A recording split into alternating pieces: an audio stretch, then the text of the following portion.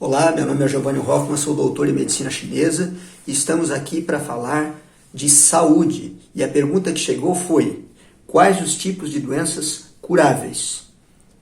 Esse é o canal Medicina Chinesa na Semana, onde nós temos muito conteúdo aí sobre saúde, medicina chinesa, alimentação, exercícios físicos, enfim, tudo aquilo que é importante para a nossa saúde.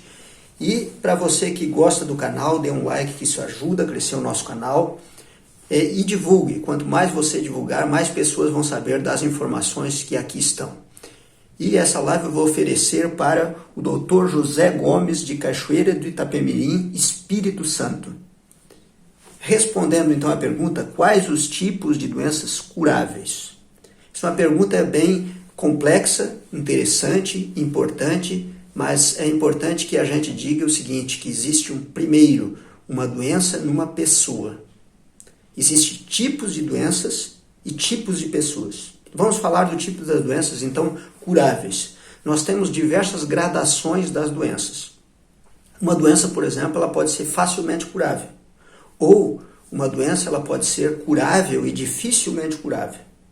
E tem doenças também que são incuráveis, no entanto, são tratáveis, e tem aquelas que são incuráveis, totalmente incuráveis. Por exemplo, um câncer terminal, que tanto na medicina chinesa quanto em qualquer outra terapia, a pessoa está num grau tão grande de agravamento que o corpo não vai responder. Okay? Então é importante que você verifique essa diferença.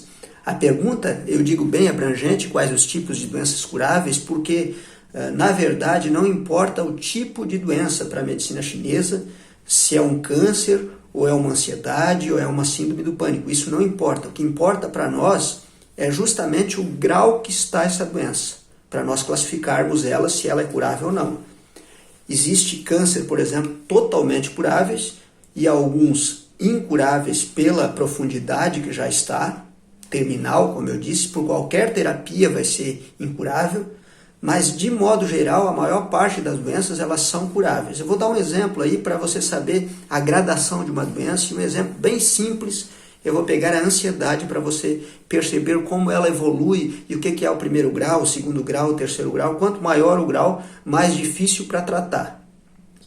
Muitas pessoas falam que são ansiosas e muitas vezes os sinais de ansiedade se vê apenas na questão emocional, outros se vê nas questões físicas e o grau pode mudar de uma pessoa de 0 a 100. Então vamos dar um exemplo. O primeiro estágio de ansiedade começa a acontecer fisicamente. Então, uma pessoa que é ansiosa, que você sabe, você conhece, ou você mesmo que seja ansioso, o primeiro grau, quando essa ansiedade começa a aumentar, ocorre uma distensão abdominal. De vez em quando, a comida, por exemplo, ela pode ser ruim para digerir. Então, esse é o primeiro grau. A pessoa é ansiosa, uma natureza dela é ansiosa, mas esse é o primeiro grau. Tem pessoas que passam diretamente para o segundo grau e nem percebem isso. Então, o segundo grau seriam gases barulhentos e uma tendência a ficar um pouco constipada, a mudar as fezes. Mas os gases barulhentos, que eu digo, pode ser gases, principalmente assim, o próprio barulho no estômago, como pode ser o gás que não tem cheiro. Então, normalmente, uma pessoa ansiosa, claro que se ela tem outros problemas relacionados à parte digestiva, pode vir gases com cheiro. Mas normalmente ela vai ter, nesse estágio que eu estou falando, gases sem cheiro. A ansiedade está no nível aceitável, ou ela se sente muito correria no dia a dia, mas ainda está no segundo grau de ansiedade. O terceiro grau de ansiedade, a coisa já começa a complicar um pouco. A pessoa fica insegura, a pessoa fica esquecida, a pessoa fica com tendência a ter insônia. Então começa a ter picos de insônia, começa a ter dificuldades no sono, mas principalmente começa a ficar muito insegura. Então a pessoa está insegura o tempo inteiro, ela está alerta o tempo inteiro. Esse é o terceiro grau de ansiedade, o terceiro estágio. O quarto estágio de ansiedade, aí já vai para uma ansiedade crônica, onde tem palpitação, onde tem arritmia, onde frequentemente tem distúrbios do sono, ou se já tem o distúrbio do sono no grau anterior, no estágio anterior, aqui se agrava e começa a ter uma insônia diária. Então, isso é o quarto grau de ansiedade. O quinto grau de ansiedade começa a ter crises de pânico, começa a ter hiperatividade, a pessoa está alerta o tempo todo, a pessoa está ligada o tempo todo. Então, síndrome de pânico numa pessoa que é ansiosa, que sempre foi ansiosa, lembre-se, já está no 5º grau.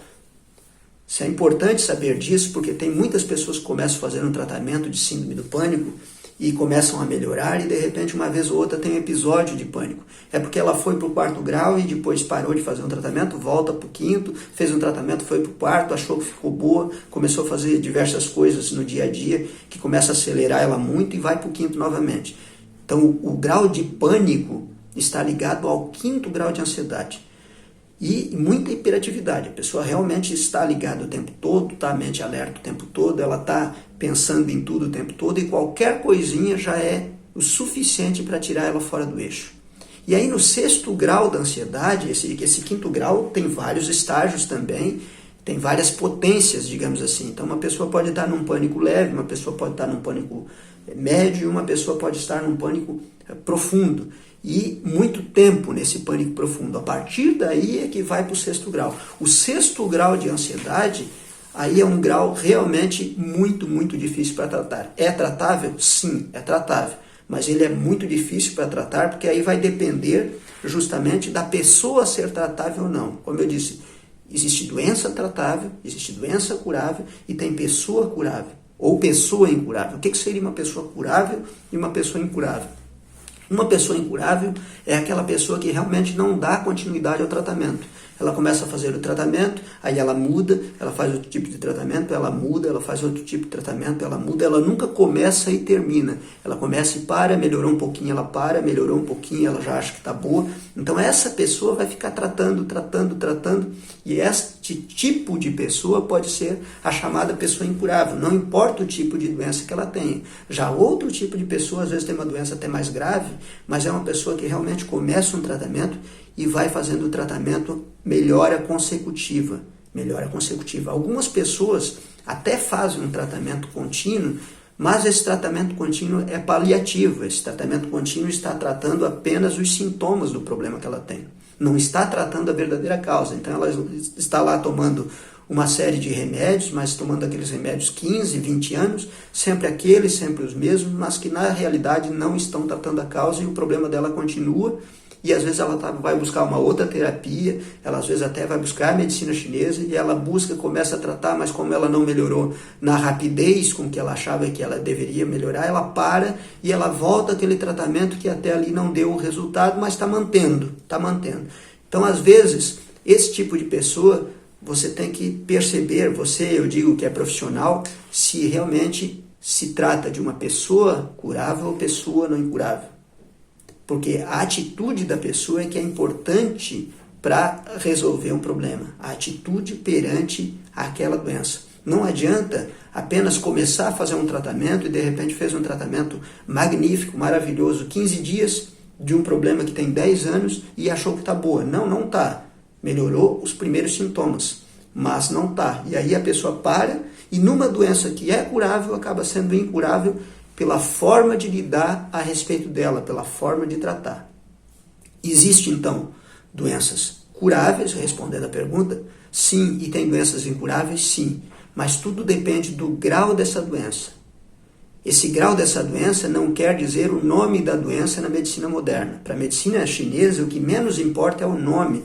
Se é um câncer, se é uma sinusite, se é uma gastrite. Não importa o nome, importa a profundidade. Então, dependendo da profundidade do problema, é que nós vamos classificar numa consulta se realmente é curável ou não. Mas muitas que não são curáveis ainda são tratáveis e a pessoa pode melhorar em muito a sua qualidade de vida.